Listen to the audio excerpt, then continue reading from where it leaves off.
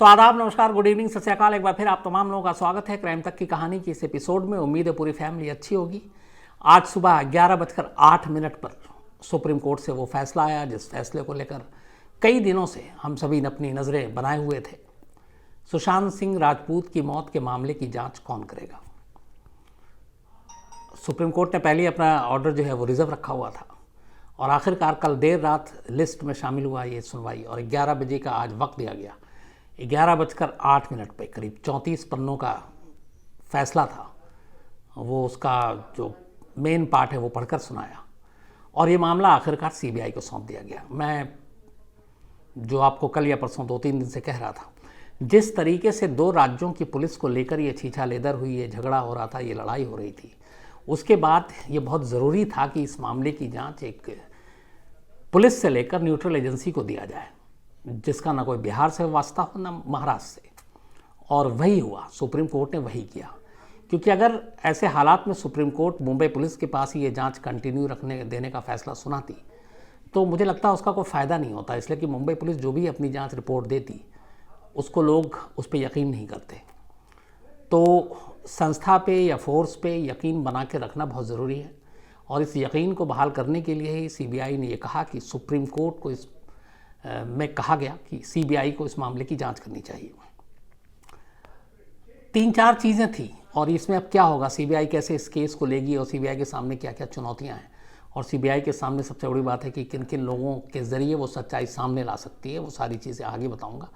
पहले चूँकि ये मामला एक 0 एफआईआर से शुरू हुआ और फिर एफआईआर और फिर बिहार सरकार की सिफारिश सीबीआई जांच की, तो रिया चक्रवर्ती ने ये अर्जी दी थी और रिया चक्रवर्ती की ही अर्जी पे ये आज फैसला आया।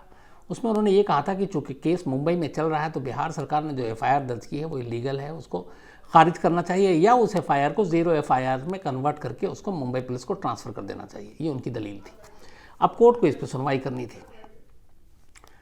कोर्ट ने जिस ग्राउंड पर यह फैसला सुनाया, दो सबसे इंपॉर्टेंट चीज़ कोर्ट ने कही।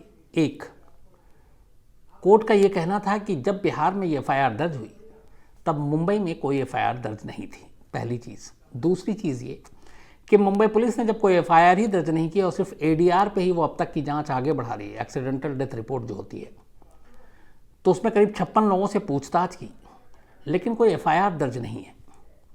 और मुंबई पुलिस की ये पूछताछ भी जो है ये एक तरह से, इसको आप इन्वेस्टिगेशन भी नहीं कहेंगे बल्कि एक इंक्वायरी या इस तरीके की चीज़ें समझ लीजिए। तो ऐसे सिचुएशन में बिहार में दर्ज एफआईआर सबसे पहले तो ये था कि वैलिड है कि नहीं है, क्योंकि उसी पे पूरा केस टिका हुआ था। तो सुप्रीम कोर्ट ने कहा कि इस सिचुएशन को देखते हुए कि मुंबई में लगभग इतने दिनों तक कोई एफआईआर दर्ज नहीं हुई और बिहार में दर्ज हो गई और मुंबई पुलिस एडीआर पे ही काम करती रही, तो इसका मतलब है कि बिहार में जो एफआईआर दर्ज हुई वो इलीगल नहीं है। और जब वो इलीगल नहीं है तो इसका मतलब है कि फिर बिहार सरकार ने अगर सिफारिश की है सीबीआई जांच के लिए तो फिर वो भी लीगल है। और इसीलिए इन सारी कड़ियों को जोड़ते हुए बिहार सरकार के फैसले पे सीबीआई जांच होती है। और अब इस केस को मुंबई पुलिस या सीबीआई, किसको? कोर्ट ने जो जजमेंट सुनाया उसमें 2-3 बड़ी इंपॉर्टेंट लाइन और हैं। एक, उन्होंने ये कहा कि उन्होंने मुंबई पुलिस से कहा था कि आप अपनी अब तक की जांच रिपोर्ट कोर्ट के सामने पेश करें। मुंबई पुलिस ने सुशांत की मौत के मामले में जो भी अब तक की जांच हुई थी पिछले हफ्ते तक, वो पूरी रिपोर्ट सुप्रीम कोर्ट के सामने रखी। 12वें नंबर पेज पे जो सुप्रीम कोर्ट का जजमेंट है उसमें बाकायदा ये मेंशन है कि मुंबई पुलिस ने अपनी जांच रिपोर्ट दी, अदालत ने उस रिपोर्ट को देखी और उसमें ये कहा गया है कि प्राइमा फेसी इस रिपोर्ट को देखने के बाद जो मुंबई पुलिस की अब तक की जांच है, अदालत को लगता है कि मुंबई पुलिस ने कहीं कोई गलत नहीं किया है। ये लाइन बहुत इंपॉर्टेंट है, इसलिए इंपॉर्टेंट है कि आगे आने वाली जांच में आप इसको जोड़कर देख सकते हैं। तो कोर्ट का कहना था कि जो मुंबई पुलिस की जांच रिपोर्ट है उसको देखते हुए अदालत ने जो हूबहू लाइन है कि प्राइमा फेसी मुंबई पुलिस ने कोई रॉन्ग नहीं किया, गलत नहीं किया है, एक ये चीज़ मुंबई पुलिस के फेवर में जाती है। आगे लेकिन अदालत कहती है कि जिस तरीके से बिहार पुलिस को टैकल किया मुंबई में, उनके साथ उनको रोका गया, इस चीज़ को बेहतर तरीके से हैंडल किया जा सकता था। कोर्ट का कहना है कि बिहार पुलिस को रोकने से लोगों में एक मैसेज गया कि मुंबई पुलिस की जांच पे शक, क्योंकि क्यों रोका जा रहा है, जब कुछ है ही नहीं तो इनको क्यों रोका। तो कोर्ट का कहना था कि जिस तरीके से बिहार पुलिस को मुंबई में रोका गया उसने एक शक का माहौल पैदा कर दिया।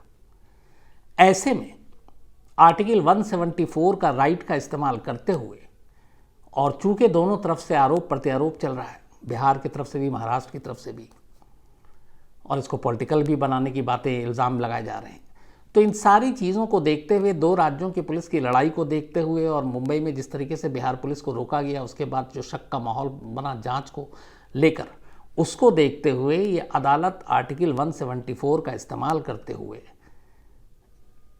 ये फैसला सुनाती है कि इस मामले में जांच हो, सही जांच हो, और उस जांच पे और उस जांच रिपोर्ट पे लोगों को शक ना हो। इसीलिए बेहतर यही होगा कि मामले की जांच सीबीआई को सौंप दी जाए। ये कहते हुए सुप्रीम कोर्ट ने इस मामले की जांच सीबीआई को सौंप दी। महाराष्ट्र सरकार से कहा है और महाराष्ट्र पुलिस से कहा है कि वो सीबीआई जांच में हेल्प करें, जो भी ज़रूरी केस से जुड़ी हुई चीज़ें हैं वो उन्हें सौंप दें। तो अब इसमें एक ये था कि महाराष्ट्र पुलिस इसको चैलेंज करे, सुप्रीम कोर्ट के इस फैसले को, कि हमने तो सिफारिश की नहीं है सीबीआई जांच की, तो फिर आप कैसे कर सकते हैं। और ये बात महाराष्ट्र के सरकार के वकील ने रखा कोर्ट में। तो जो जज हैं जस्टिस ऋषिकेश रॉय, उन्होंने ये कहा कि 35-34 पन्नों का फैसला है, जजमेंट है, आप इसको पढ़ लीजिए, तसल्ली से आप फैसला कीजिएगा। तो महाराष्ट्र सरकार के पास इसके खिलाफ पिटीशन दाखिल करने का राइट है। अब पता नहीं वो करेंगे कि नहीं करेंगे, लेकिन फिलहाल तस्वीर ये है कि अभी तक उन्होंने की नहीं है। तो अब सीबीआई आज़ाद है मुंबई जाकर जांच करने के लिए। अभी तक सीबीआई मुंबई नहीं गई एक दिन भी। मैंने पहले भी आपको बताया था कि सीबीआई ने जांच शुरू कर दी, एफआईआर दर्ज कर ली, एसआईटी बना ली, लेकिन उनके सुशांत के माता पिता, जो माता तो नहीं पिता, और बाकी कुछ लोगों से पूछताछ भी की, लेकिन ये सारी चीज़ें महाराष्ट्र की सरहद के बाहर हुई। चूँकि उनके पिता यहाँ फरीदाबाद में हैं, तो फरीदाबाद में ही पूछताछ हुई। उनकी बहन भी है फरीदाबाद में, वहाँ पूछताछ हुई, बहनों ही उनसे हुई। लेकिन सीबीआई की टीम मुंबई नहीं गई, और न ही मुंबई में मुंबई पुलिस से मिली, और न इस केस से जुड़े हुए किसी भी लोग से मिली, क्योंकि मुंबई पुलिस को अभी तक ये ऑर्डर नहीं मिला था, और सीबीआई को मालूम था कि वो बिना सुप्रीम कोर्ट के फैसले के मुंबई पहुंचकर जांच शुरू करते हैं, तो शायद उनके साथ भी वही बर्ताव हो जो बिहार पुलिस के साथ हुआ था। और इसीलिए सीबीआई चूँकि एक एक्सपीरियंस एजेंसी है, उसमें सारे लोग, बड़े अफसर जो हैं एक्सपीरियंस्ड होते हैं, तो उन्हें भी मालूम था, उन्होंने इंतज़ार किया सुप्रीम कोर्ट के फैसले का। अब फैसला आ गया। अब जो खबर है कि 3 मेंबर की एक टीम सीबीआई की स्पेशल इन्वेस्टिगेटिव टीम बनाई गई है। तो 3 लोगों की ये टीम शायद कल थर्सडे को मुंबई रवाना होगी, और बाकायदा जो लीगल तरीके से ड्राफ्ट भी तैयार हो गया है, पेपर लेटर भी तैयार हो गए हैं, जो महाराष्ट्र में मुंबई पुलिस को देने हैं, महाराष्ट्र सरकार को देने हैं, उनको बताना है सुप्रीम कोर्ट के इस ऑर्डर के साथ कि इस केस की जांच अब सीबीआई को सौंप दी गई। तो आप उसके सारे कागजात, सारे बयानात, सारे पोस्टमार्टम रिपोर्ट, फॉरेंसिक रिपोर्ट, इस केस से जुड़ी हुई हर छोटी से छोटी चीज़, सबूत, वो सारी चीज़ें सीबीआई को सौंप दी जाएँ। और अब मुंबई पुलिस बंधी हुई है इस आदेश से, और इसलिए वो इनकार नहीं कर सकती, वो हरकत नहीं कर सकती जो बिहार पुलिस के साथ उसने किया था, जिसका जिक्र भी किया सुप्रीम कोर्ट ने। क्योंकि अब सुप्रीम कोर्ट कानूनी हथियार से लैस है, सुप्रीम कोर्ट का आदेश है उसके पास, और केस ट्रांसफ़र हो चुका है सीबीआई को। तब मुंबई पुलिस का सुशांत की मौत के मामले की जांच से कोई लेना देना नहीं, वो कोई जांच नहीं करेंगे। हाँ, सीबीआई को जब जब ज़रूरत पड़ेगी जांच में किसी भी पड़ाव पर, तो मुंबई पुलिस से कह सकती है मदद करने के लिए, और मुंबई पुलिस मदद करेगी, उनको करना चाहिए, इसलिए कि तमाम एजेंसियां एक दूसरे के साथ तालमेल से ही बेहतर काम कर सकती हैं, और आखिर में सबका गोल एक ही होता है, और वो होता है इंसाफ, सच्चाई को सामने लाना। तो ये सुप्रीम कोर्ट का वो फैसला जिस पे हम सबको इंतजार था, वो तो आ गया। अफसोस की बात सिर्फ ये है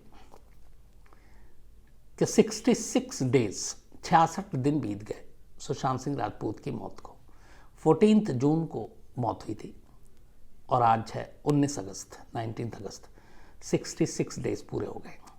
66 डेज के बाद ये फैसला आता है कि सुशांत की मौत की जांच कौन करेगा, यानी सुशांत की मौत क्यों हुई, मौत की वजह क्या थी, खुदकुशी है, कत्ल है, खुदकुशी है तो क्यों है, कत्ल है तो कातिल कौन है, इन सारे सवालों पे कोई बात नहीं हो रही। अभी भी बात यही हो रही थी कि इस मामले की जांच कौन करेगा। ये एक दूसरा पहलू है जो हमें दिखाता है कि पूरा सिस्टम हमारा किस तरीके से काम करता है। अगर किसी केस की सिर्फ जांच के लिए 66 दिन तक इंतज़ार करना पड़े, और 66 दिन बाद ये तय हो कि अब ये जांच करेगा, तो फिर उसका अंजाम क्या होगा, फैसला कब आएगा, सच्चाई कब सामने आएगी। तो तो बेशक एक पड़ाव पार हो गया, कम से कम 66 दिन बाद ये तय हो गया कि जांच कौन करेगा, लेकिन उससे बड़ा सवाल अब सामने खड़ा है और वो सीबीआई के लिए।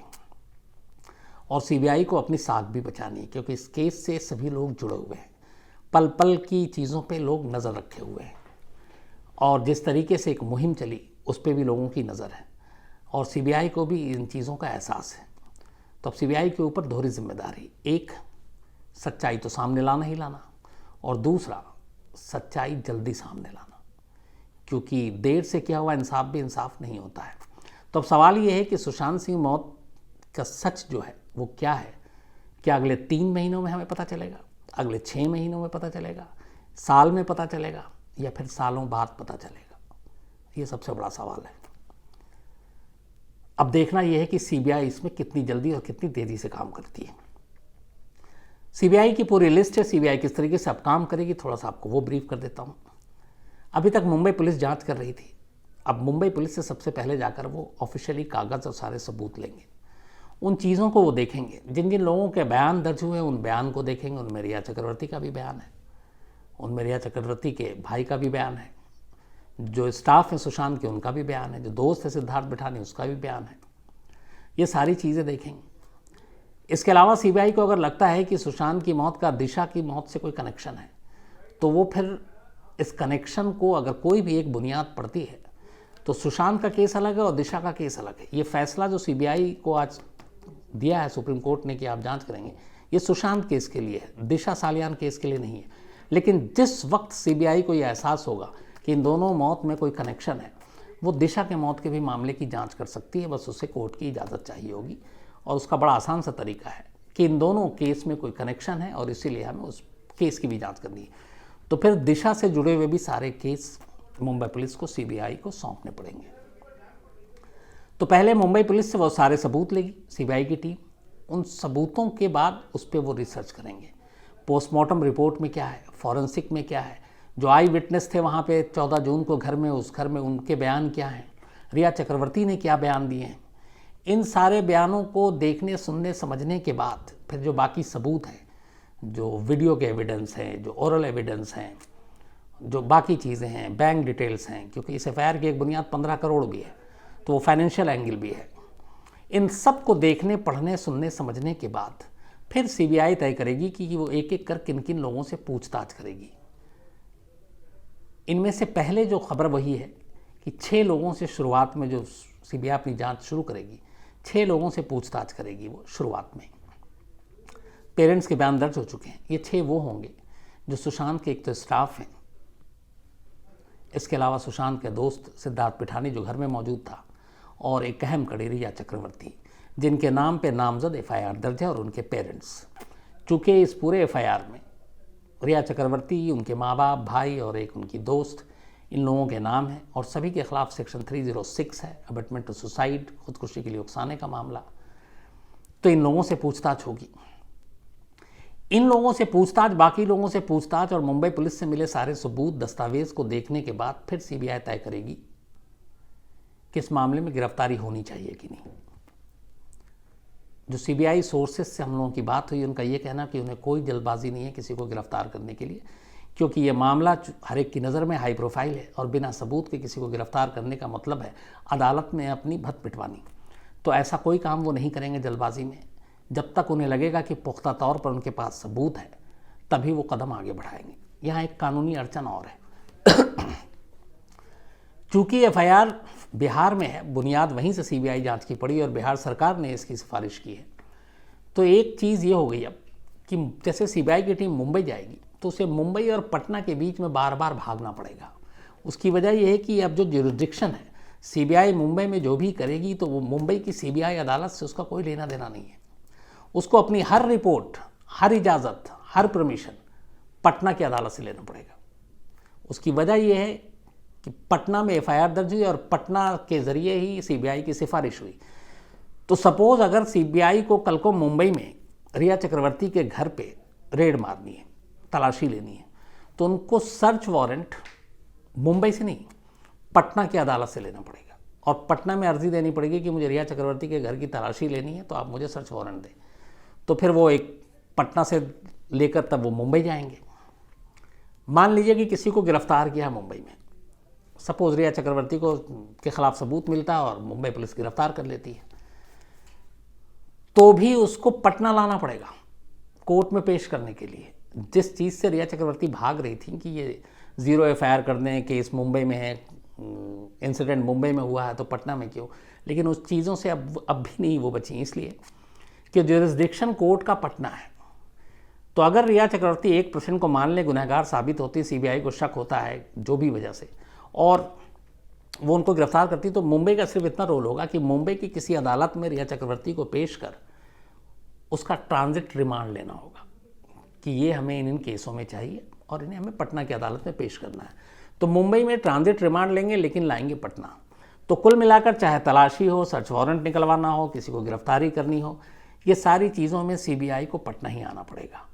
हालांकि इसमें एक वकील ने ये बताया था, आगे चल के शायद ये चीज़ें हल हो जाए, कि जो मुंबई में एडीआर दर्ज हुई है सुशांत सिंह राजपूत के इस मामले में, उस एडीआर को भी अगर इस पटना के एफआईआर के साथ सीबीआई के हवाले कर दिया जाता तो शायद ये ज्यूरिसडिक्शन का चक्कर अब खत्म हो जाता और मुंबई में ही सीबीआई की अदालत में सीबीआई का काम निकल सकता था। इससे वक्त भी बचता और पैसे भी कम खर्चे होते, बार बार पटना टू मुंबई फ्लाइट से आना जाना, क्योंकि ट्रेनें तो बहुत है ही नहीं लॉकडाउन की वजह से। तो एक चीज़ ये हो गई। तीसरी चीज़, एक ऑलरेडी इस मामले की जांच ईडी कर रही है, प्रवर्तन निदेशालय एनफोर्समेंट डायरेक्टरेट, जो 15 करोड़ एफआईआर में शिकायत की गई थी। हालांकि वो ईडी की जांच लगभग अपने आखिरी मकाम पर है, काफ़ी जांच उन्होंने पूरी ही कर ली है। अब सीबीआई को जांच चला गया तो अब क्या करेंगे? जो ईडी की जांच रिपोर्ट है ईडी की, क्या वही सीबीआई की फाइनल जांच रिपोर्ट होगी? तो ऐसा बिल्कुल नहीं है। इसकी 2 वजह है। एक, ईडी एक इंडिपेंडेंट एजेंसी है, दोनों सेंट्रल एजेंसी है, सीबीआई अलग एजेंसी है। दूसरी एक और भी है कि सीबीआई और ईडी में आपस में बनती नहीं है। अभी हाल फिलहाल में सीबीआई ने बहुत बार ईडी की शिकायत की है होम मिनिस्ट्री में। दूसरा, राइवलरी भी होता है प्रोफेशनल, कि हमारी जांच, हमारा काम, हमारी मेहनत हम उनको क्यों शेयर करें, उनको क्यों बांटें।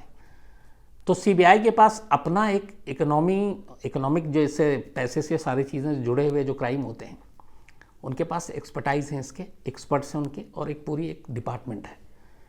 तो वो ईडी की जांच पे भरोसा नहीं करेगी, ना ईडी की जांच पे वो डिपेंड करेगी।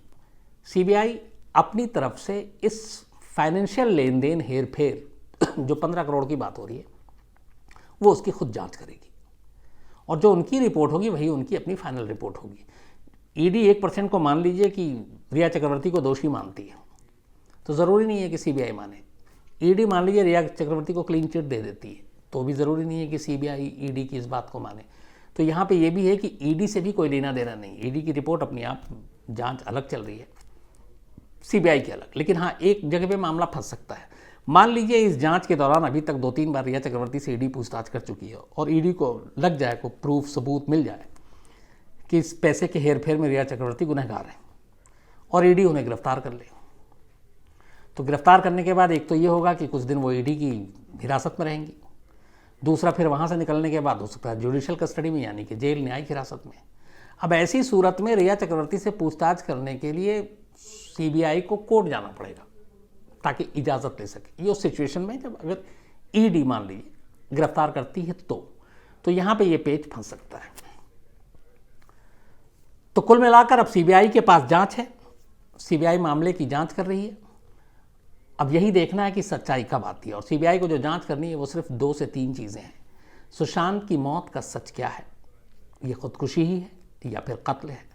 खुदकुशी है तो फिर रिया चक्रवर्ती इस खुदकुशी के लिए कितना जिम्मेदार हैं भी कि नहीं, उनका परिवार कितना जिम्मेदार है?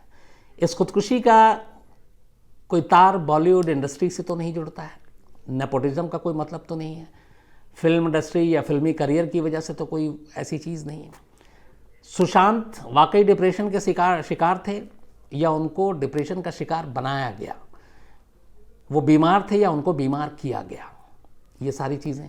उनके बैंक बैलेंस, उनके बैंक अकाउंट, उनके बैंक से पैसों की हेर फेर हुई कि नहीं हुई, ये सारी चीज़ों के, इन सारे सवालों के जवाब सीबीआई को देने हैं। शुरुआत आज हुई है, कल शायद मुंबई पहुंचेगी टीम। मुंबई से अभी सबूत और ये सारी चीज़ें लेने में 1 दिन का वक्त जाएगा। हालांकि मुंबई पुलिस भी अब तक तैयारी कर चुकी होगी सबूत समेटने और बांटने की, बांधने की, ताकि सीबीआई के हवाले करे। एक बहुत सारे लोगों का सवाल ये भी है कि क्या सीबीआई जब वहाँ पहुँचे तो बहुत सारे सबूत नष्ट नहीं किए जा सकते? बिल्कुल किए जा सकते हैं। अगर दाल में कुछ काला है तो फिर सारी काली चीज़ें छुपा दी जाएंगी। लेकिन यह है कि कुछ जब ऐसी चीज़ें होती हैं इसमें से एक भी कोई सबूत मिल जाए तो उस सबूत को पकड़कर, उसके सिरे को पकड़कर आदमी मंजिल तक पहुंच सकता है। तो अगर गड़बड़ है, अगर बेईमानी है, अगर वाकई हुआ है ये साजिश है, तो फिर एक भी कमज़ोर कड़ी आराम से केस को खोल सकती है। कई ऐसे केस में हुए हैं जहां तमाम सबूत मिटाने की कोशिश की गई, गवाह बदल दिए गए, गोलियां बदल दी गई, फिंगरप्रिंट्स हटा दिए गए, पोस्टमार्टम रिपोर्ट में खेल कर दिया गया, लेकिन फिर भी केस खुला। तो इसलिए नाउम्मीद नहीं होना चाहिए और उम्मीद यही करनी चाहिए कि जो भी सीबीआई की जांच रिपोर्ट हो वो सामने आए और जल्द आए। ज़रूरी इस बात है कि जल्द आए। तो आज इतना ही। कुछ लोगों के नाम लिख कर लाया हूँ। लीडर राहुल जैन, और इनका एक सवाल है कि एक तरफ आपका ज़मीर हो और एक तरफ आपकी नौकरी, तो आप क्या करेंगे? तो अगर आपका ज़मीर ज़िंदा रहेगा तो नौकरियां बहुत मिल जाएंगी, और अगर नौकरी के लिए आप ज़मीर बेचते रहेंगे तो शायद फिर नौकरियों का अकाल पड़ जाएगा। एक लाइन में बस मुझे लगता है कि यही है। अभिरंजन कुमार नाथूराम गोडसे की कहानी सुनना चाहते हैं और गांधी मर्डर की तो सुना चुके हैं, और नाथूराम गोडसे की भी शायद सुना चुका हूँ। प्रवीण शर्मा हैं, सत्यम सिद्धार्थ हैं, श्रीकांत डवले हैं। इनका कहना था सीबीआई को क्या परेशानी होगी, तो अभी मैंने इसका जवाब दिया। पुष्पेंद्र चौधरी हैं यूएई से। इनका कहना है कि रिया घर छोड़कर चली गई। कौन सा घर ये पता नहीं, सुशांत का तो 8 जून को चली गई थी, अभी लेकिन मुंबई में है, और कल की बात है शायद वो अपने घर में, क्योंकि अभी ईडी के सामने भी लगातार पूरी फैमिली पेश हो रही है, तो कहीं भागे नहीं है वो। ऋचा नारायण, इन्होंने भी यही कहा कि अगर प्रूफ ये सब बिठा दिया जाए मुंबई पुलिस ने तो सीबीआई क्या करेगी, इसका भी जवाब दिया मैंने आपको। अजय कुमार हैं, संजय दत्त की कहानी सुनना चाहते हैं। इसके अलावा मैडी हैं जबलपुर से, प्रज्वाल चिंचपाले हैं महाराष्ट्र से, प्रवीण निकम हैं, हरिहरन रामानी हैं, संजय गोठांकर हैं, सौरभ आनंद हैं, रोहित रॉय हैं, सब्यासाची चटर्जी हैं, सिमरनजोत कौर हैं, श्वेता गोस्वामी, जकी हैं कुवैत से। इसके अलावा राजन तिवारी, काशीराम वर्मा, सौम्य आर.के. कृष्णा, गति मीरानी, सोनू पांडे, आरती कुमारी, आकांक्षा सिंह और विश्वात विकल्प। अजीत सरकार की ये कहानी सुनना चाहते हैं। आकांक्षा सिंह ने कहा ये फिलीपींस से हैं कि आप हम सबसे गुस्सा है क्या? अरे बिल्कुल नहीं, फैमिली में लड़ाई झगड़ा तो होता है, कई चीज़ों में मतभेद भी होता है, बट गुस्सा की जगह नहीं होती, और मतभेद तो होना चाहिए, मनभेद की भी जगह नहीं होनी चाहिए। तो ऐसा नहीं है, फैमिली है और पूरी क्रांति फैमिली में। कई लोग कहते हैं, मैं फिर भी बार बार कहूँगा कि जब मैं फैमिली बोलता हूँ तो इसको मानता भी हूँ। तो आज इतना ही। कल आपसे फिर मुलाकात होगी रात 9 बजे किसी नई कहानी के साथ। तब तक अपना ख्याल रखिएगा। Thank you very much.